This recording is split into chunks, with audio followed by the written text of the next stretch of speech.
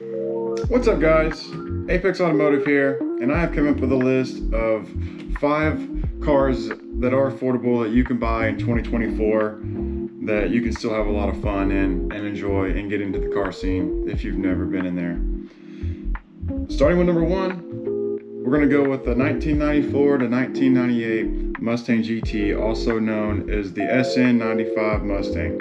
Now, there is a bunch of variants of this car, such as the GT, the V6, the GTS, the Cobra R, but we're going to stick with the GT to stay within the cheap aspect of everything. Now, these cars do come in manual and automatic, whatever you want to do, drifting, drag racing, just street, whatever. So you got that choice. They're cheap to fix, they're cheap to mod, there's a lot of aftermarket support for it, and you can get them fairly cheap, right around $2,000 to $3,000.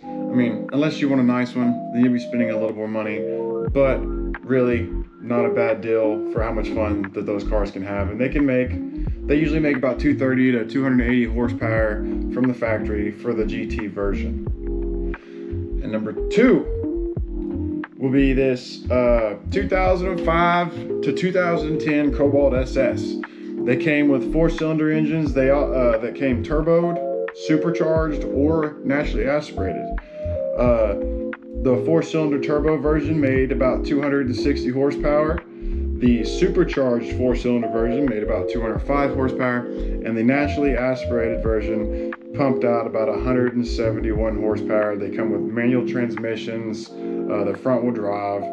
They're pretty cheap cars as well. They're pretty cheap to maintain, pretty easy to work on, and you can buy one for right around the price of $3,000 to $5,000, which is not too bad for what you're getting out of that package. So, number 3.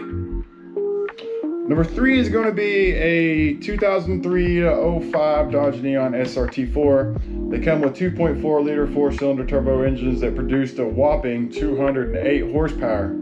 They came with 5-speed front-wheel drive transmissions, lots of fun. You can buy the cars for around $6,000. You can get one. Now, don't expect it to be like super nice or low mileage or anything. It's just going to be one that runs and drives, has the turbo, makes the sounds, does all the cool stuff that you want it to do. Now, they're kind of cheap for what they are. They're pretty cool. They're unique. So they're not a bad choice of a car. They look pretty good when they're done upright. I do have to say that. So, number 4 on the list.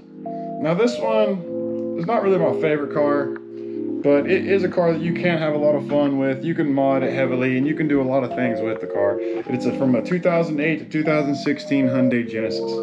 Now, this car came with a couple variants of engines and trim models and whatnot, but we're just going to stick with the 2 that are most popular for this video to keep it kind of short.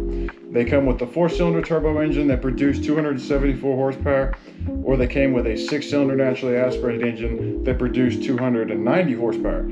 They come with 5-speed manual transmissions. They're cheap, they're easy to work on, they're kind of cool, they look okay, but I mean, at the end of the day, it's just a Korean car, and who really gives a shit about a Korean car? Hyundai is like the only cool car they make besides like the Veloster, so not really the best choice of platform.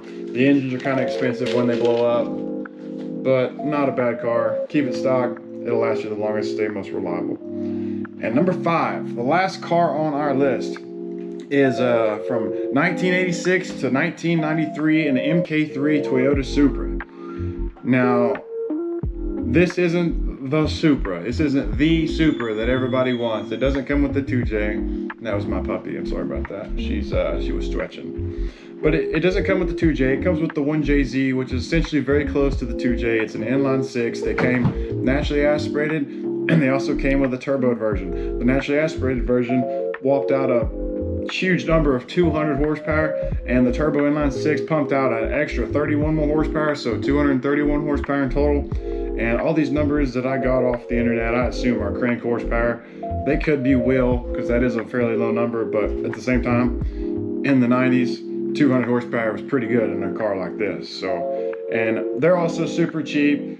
They're super fun cars. They're really slick. They can be modded and made look really, really well. Now, these things can vary in price. You can get them as low as $2,000-$3,000. But realistically, if you want a decent one, you're looking at about $6,000 to $10,000, and that's for a turboed one. So you could get a naturally aspirated one for fairly cheaper. If you wanted a really nice naturally aspirated, you're probably still looking at that 6 to 10 price range. But would be a nice car, great car to get into, not that bad to work on. They're pretty reliable, and they can make pretty good power with just a couple little mods here and there. Not bad at all. So, and that is our list of the 5 affordable cars that you can still buy in 2024, and just go have a lot of fun. Go enjoy the car scene, go get into the car scene, or just maybe you want a project car and learn a new trade, and you want to start building something yourself. All these are great choices. They're great cars, and it's a great start for anybody. So thank you for watching, everybody. Like and subscribe. I'm new, I'm sorry the edits aren't that good, but I'm enjoying doing this, and hopefully you all are enjoying watching me. Thank you once again. Like, subscribe, follow on TikTok, Facebook, Apex Automotive. You guys have a great day. Y'all are awesome. Thank you.